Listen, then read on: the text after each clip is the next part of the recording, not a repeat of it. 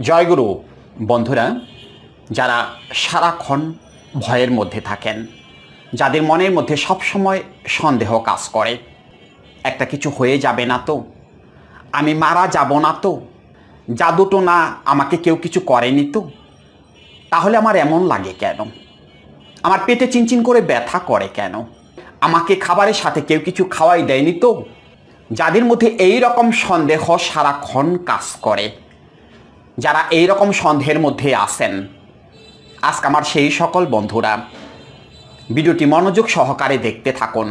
এরকম এক রোগীর বাস্তব ঘটনা আজকে আপনাদের মধ্যে আমি শেয়ার করব। আমি গ্রামের বাড়িতে গিয়েছিলাম গত পরশুদিন। অনেক দিন পরে পরেই আমি গ্রামের বাড়িতে যাই, খুব বেশি যাওয়া হয় না, মা নেই বাবা নেই, সেই জন্য খুব বেশি যাওয়া হয় না, সেই জন্য গ্রামের অনেক খোঁজ খবরও আমি রাখতে পারি না বা সময় হয়ে ওঠে না। তো আমি বাড়িতে যাওয়ার পরে এক ভদ্রলোক আমাদের বাড়িতে আসলেন তার ছেলেটাকে নিয়ে। উনি আমাদের প্রতিবেশী, আমার সম্পর্কে চাচা লাগে, মুসলমান সম্প্রদায়, তারপর আমার খুব কাছের মানুষ, আমাদের ফ্যামিলির সাথে খুব ভালো একটা সম্পর্ক আছে তার। সেই চাচা তার ছেলেটাকে নিয়ে আমাদের বাড়িতে আসলেন। ছেলেটা সম্পর্কে আমি জানি, বছরখানেক আগে ছেলেটাকে বিয়ে করানো হয়েছে। সেই বিয়েতে আমাকে দাওয়াতও করেছিল, কিন্তু আমি যে কোনো একটা কারণে যেতে পারিনি। সেই ছেলেটাকে নিয়ে সেই চাচা আমাদের বাড়িতে আসলেন। আসার পরে আমি সেই ছেলেটাকে দেখে হতবাক হয়ে গেছি। মাস চারেক আগে সেই ছেলেটাকে আমি একবার দেখে এসেছিলাম, তখন স্বাস্থ্যের অবস্থাটা এতটা খারাপ ছিল না, একেবারে কঙ্কাল সার হয়ে গেছে, চোখ মুখ গর্তে ঢুকে গেছে, একেবারে ভয়াবহ অবস্থা। আমি চাচাকে জিজ্ঞেস করলাম যে চাচা সমস্যাটা কি, ওর কি হয়েছে? ছেলেটার নাম মাসুদ। আমি জিজ্ঞেস করলাম যে চাচা মাসুদের কি হয়েছে? তখন চাচা আমাকে বলল যে তাপস, তোমাকে আর কি বলবো বাবা, আমি তো ওরে নিয়ে ভয়াবহ সমস্যার মধ্যে আছি, কত কিছু করতেছি বাবা। এই যে কিছুদিন আগে ওর ডাক্তারের কাছে গেছিলাম, ডাক্তার দেখাইলাম, মানসিক রোগের ডাক্তারের কাছে গেছিলাম, ডাক্তার দেখাই আসলাম, কিন্তু ওষুধও খাইতেছে, কিন্তু কাজ তো হচ্ছে না। আমি বললাম যে চাচা আপনি আগে বসেন, বারান্দায় তাকে বসতে বললাম। আমি বললাম চাচা বসেন, আপনি আগে আমাকে বলেন যে ওর সমস্যাটা কি, আমি তো জানি না যে ওর সমস্যাটা কি, আমাকে আপনি একটু খুলে বলেন। পরে চাচা বলল যে আমি বলবো কি, তুমি মাসুদের কাছ থেকে শুনে নাও। তখন আমি মাসুদকে জিজ্ঞেস করলাম, মাসুদ কি হয়েছে ভাই তোমার, তুমি বলো যে তোমার কি হয়েছে, সমস্যাটা কি তোমার?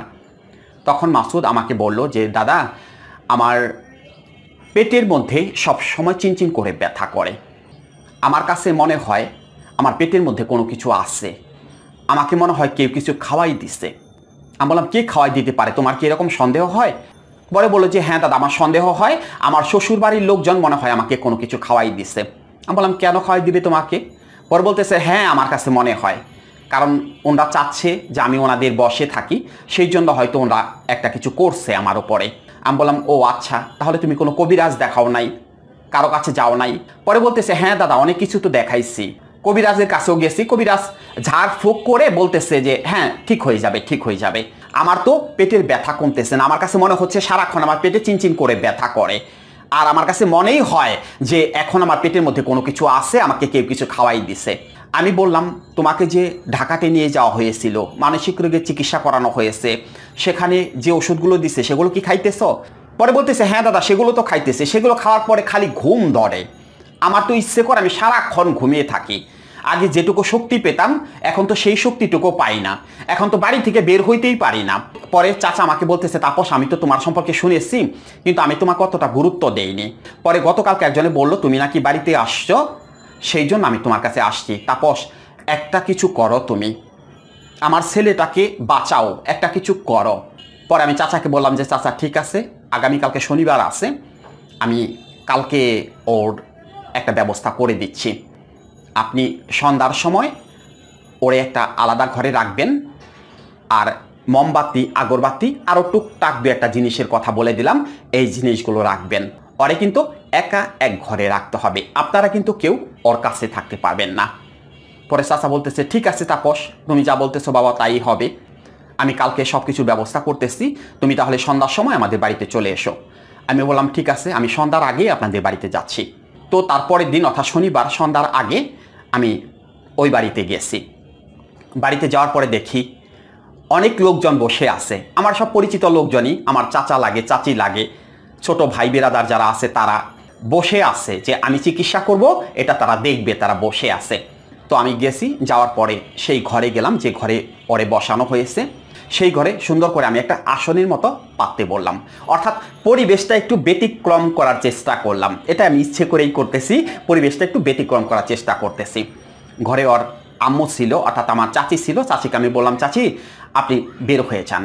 চাচি ভয় পাইতেছে, তাপস কোনো কিছু হবে না তো বাবা? আমি বললাম, আপনি নিশ্চিন্তে থাকেন, কোনো কিছু হবে না, আপনি বের হয়ে যান ঘর থেকে। চাচিকে আমি ঘর থেকে বের করে দিয়ে দরজা বন্ধ করে দিলাম। দরজা বন্ধ করে দেওয়ার পরে মাসুদকে আমার সামনেই আমি বসিয়েছি, একটা আসনের মধ্যে আমার সামনেই আমি বসিয়েছি। ওর সামনে মোমবাতি, আগরবাতি এগুলো জ্বলতেছে। আরও কিছু টুকটাক জিনিসপত্র সামনে রাখতে বলছি, ওই যেগুলো ওর বাবাকে আমি বলে দিয়েছিলাম। তিল থেকে শুরু করে আরও কিছু জিনিসপত্র আছে যেগুলো তান্ত্রিকরা করে থাকে, এক কথাই যেগুলো তান্ত্রিকরা করে থাকে সেই কাজগুলোই আমি করেছি। আমি সেই জিনিসগুলোই রাখতে বলছি যেন ওর মধ্যে একটা বিশ্বাস তৈরি হয়, অর্থাৎ মাসুদের মধ্যে যেন একটা বিশ্বাস তৈরি হয়, সেই জন্য আমি জিনিসগুলো রাখতে বলছি। পরিবেশটা সম্পূর্ণ ব্যতিক্রমী হয়ে গেছে। মাসুদকে আমি বললাম যে মাসুদ, আমি যখন বলবো তখন তুমি চোখ দুটোকে বন্ধ করবে। মাসুদকে একটা সাদা লুঙ্গি পরতে বলছি, ও লুঙ্গি পরে খালি গায়ে বসে আছে, কিন্তু একেবারে ধ্যানের মতো অবস্থায় বসে আছে। তো আমি মাসুদকে বললাম, মাসুদ তুমি চোখ দুটো বন্ধ করো। মাসুদ আমার কথা মতো চোখ দুটো বন্ধ করলো। মাসুদকে একটু নাক দিয়ে শ্বাস আদান প্রদানের কথা বললাম, মাসুদ আমার কথা মতো সেগুলো করলো। পরে কিছু তন্ত্রমন্ত্র করে ওর মাথার মধ্যে আমি ফুটু একটা কিছু দিলাম আর কি, মাথা থেকে পুরো মুখে একটু ফুটু দিলাম, ওই যেটাকে ঝাড়ফুঁক বলা হয় আর কি, সেটা করলাম আর কি। করার পরে আমি মাসুদকে বললাম যে মাসুদ এবার তুমি স্থির হয়ে বসে থাকো, আমি কিন্তু এবার তোমার পেট থেকে ওগুলো বের করে নিয়ে আসবো। মাসুদ বলল যে ঠিক আছে দাদা। আমি বললাম যে কোনো কথা বলবে না, তুমি চুপচাপ বসে থাকো। তো মাসুদের পেটের মধ্যে অনেকক্ষণ আমি ফা দিতেছি, একটা কিছু মুখে বলতেছি, আর পেটে নাভির মধ্যে ঘষাঘষি শুরু করছি আর কি, হাত দিয়ে ঘষাঘষি শুরু করছি। তো শুরু করার পরে একটা পর্যায়ে আমার কাজ শেষ। তো আমি মাসুদকে বললাম যে মাসুদ এবার তুমি চোখ খুলো। মাসুদ চোখ খুললো। আমার হাতের মধ্যে কিছু গাছগাছরা শেকড় বাকড় ছিল, সেগুলো আমি মাসুদকে দেখাইলাম। মাসুদকে বললাম যে মাসুদ এই যে দেখো, এগুলো তোমার পেটের মধ্যে ছিল, তোমাকে এগুলো খাওয়ানো হয়েছে, তবে শ্বশুরবাড়ি থেকে না, অন্য যে কেউ করেছে। তার মানে আমি চাচ্ছিলাম শ্বশুরবাড়ির সাথে যেন ওর সম্পর্কটা নষ্ট না হয়ে যায়, সেই জন্য আমি বললাম যে শ্বশুরবাড়ি থেকে না, অন্য যে কেউ, দূরের কেউ করেছে। পরে বলতেছে দাদা সত্যি বলতেছেন আপনি? আমি বললাম যে হ্যাঁ, দূরের কেউ করেছে, শ্বশুরবাড়ির উপর তুমি কোনো ভ্রান্ত ধারণা রাখো না, তারা তোমাকে কোনো কিছু করেনি, দূরের কেউ করেছে। তো মাসুদ ওগুলো দেখার পরে হতবাক হয়ে গেছে।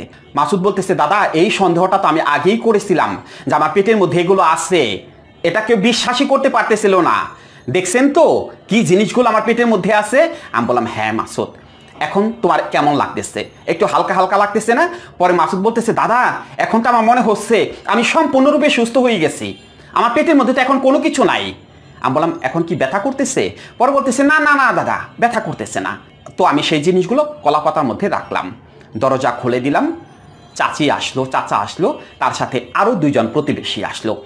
তারা বলল যে তাপস কাজ কি হয়ে গেছে?